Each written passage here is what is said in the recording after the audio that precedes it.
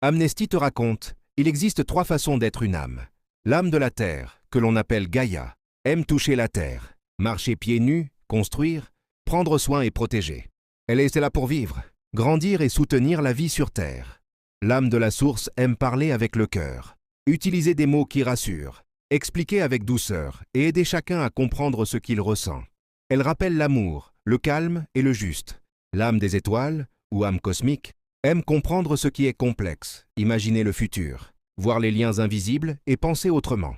Elle invente, relie et fait évoluer le monde. Parfois, une âme porte un peu des 3.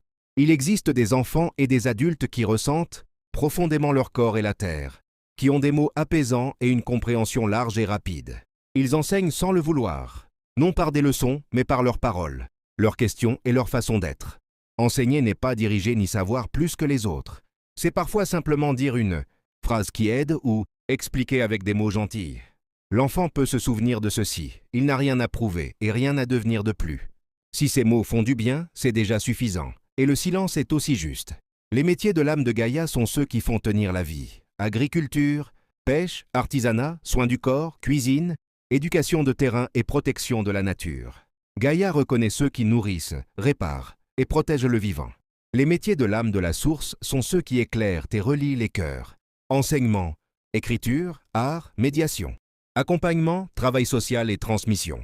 La source reconnaît ceux qui apportent de la lumière intérieure. Les métiers de l'âme cosmique sont ceux qui imaginent et construisent le futur. Sciences, ingénierie, informatique, architecture, astronomie, mathématiques, innovation et conception de systèmes. Le cosmos reconnaît ceux qui font évoluer le monde.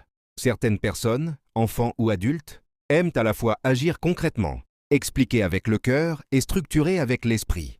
Elles changent parfois de métier au cours de leur vie, non par erreur mais par richesse. Le message essentiel est simple.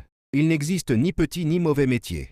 Si ce que tu fais fait du bien à la vie, alors ton âme est exactement à sa place.